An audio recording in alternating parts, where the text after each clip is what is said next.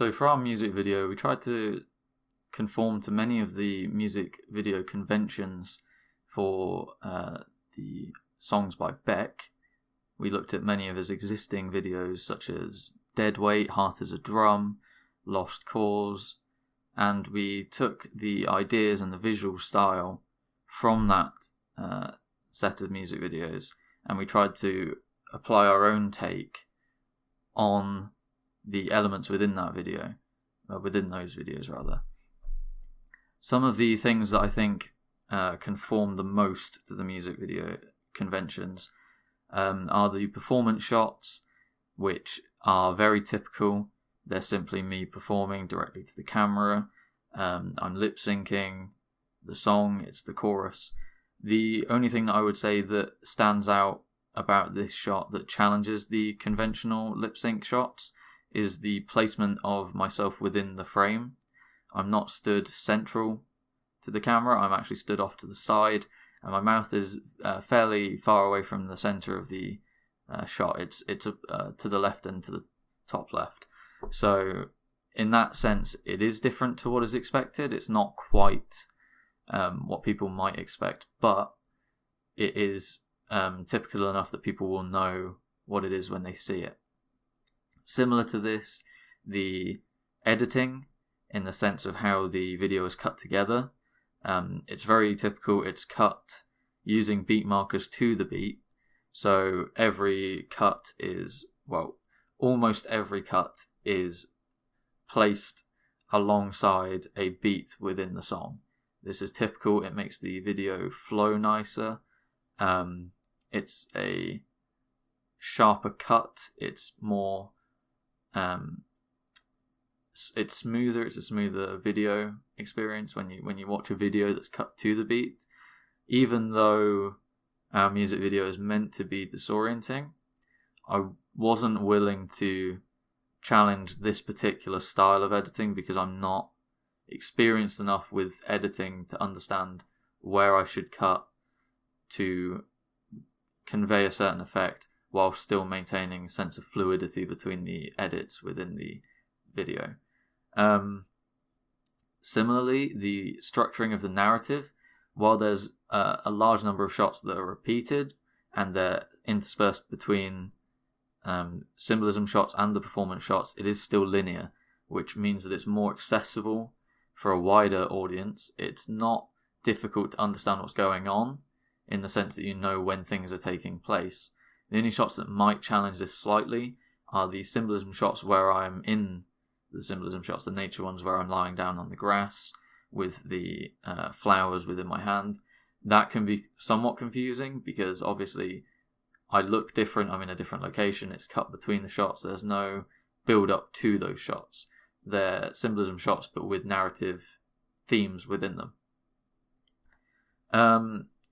Other things that I think are fairly typical are the visual style is typical in the sense that it's not overbearing.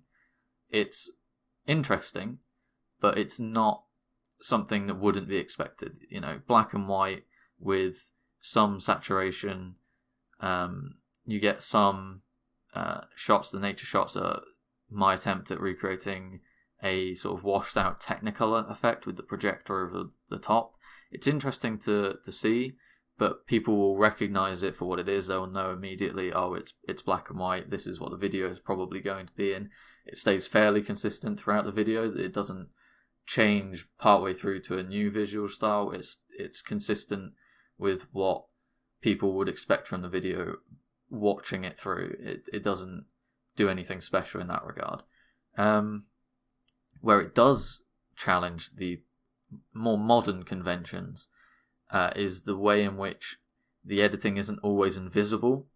A lot of the time in more modern music videos I find that the cuts are straight cuts, there's no transition effects, there's no fades, and if there are fades they're very faint, they're not noticeable, or they're very like scarce, they're not used throughout the video. Ours uses techniques that are more retro in feel. The usage of a layer mask on the shot with the bird in the pill bottle draws direct attention to the editing technique that we've used. It's the most obvious thing on the screen. The bird, even though it is central, you're more focused on the framing of the shot, which is the circular framing. Before that, everything is fairly open. There is a slight letterbox effect on it, partially due to YouTube's own letterboxing and our letterboxing that we applied to it. This is to give it more of a retro feel. The aspect ratio has changed somewhat to make it look older. But the editing in this, there are scenes like the bird shot previously mentioned, and also the subliminal shots with the hand overlaying over the top of my own hand. That would be unexpected. It's not typical of music videos. Normally music videos, if you have a shot in it, you want the audience to see the shot. Here with hidden shots, it's something for people to go back and watch again on repeat viewings to try and pick up on what it is. In that sense, it challenges the conventions, but it's still in keeping with what would be in a Beck music video. It's not so far-field that it's not authentic. It feels right with the song. It matches the song.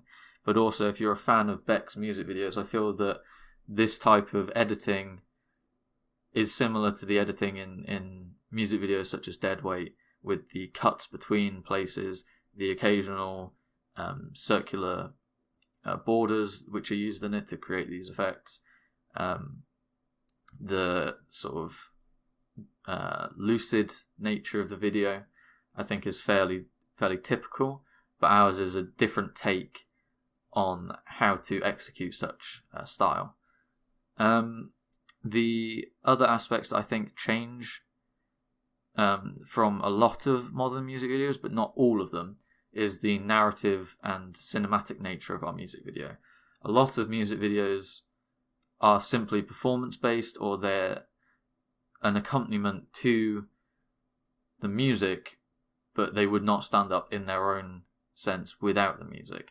What we try to do with ours is make it more cinematic and more of a narrative experience, that even without the music, it's still tangible as a product, and it's also different enough from the music to make people want to watch the video, draw comparisons between the video and the audio, and see which parts link, which parts don't, why those parts match or why they don't match. And I think that these elements are they're unconventional for most music videos. There are a lot of music videos more recently that have taken this narrative and cinematic style to sort of make the video more popular, to try and advertise it better. Videos such as The Weeknd's I Feel It Coming has a fairly similar structure. It has a introduction title card, a bit like ours. It has narrative scenes within it in a linear nature. It has performance shots in it, has symbolism shots, but like ours, it also has an ending shot. It has an ending scene which is separate to the music, that you wouldn't get if you were listening to the music on its own. It's exclusive to the video, which gives the video its sort of sense of uniqueness, that if you don't watch the video, you're missing out on part of the experience. In The Weeknd's music video, it's a narrative scene featuring Daft Punk, who produced and featured on the song. In ours, it's a symbolism shot to sort of wrap up the video, to make a sort of final theme, a sort of final scene to sort of stick in the mind, but also to close off the video. Another example of this, which I think matches the most to our video, again directed by Warren Fu, who seems to be pioneering this style, is that of the music video for The Void's Human Sadness, which is a very long video. It's about 10 minutes long.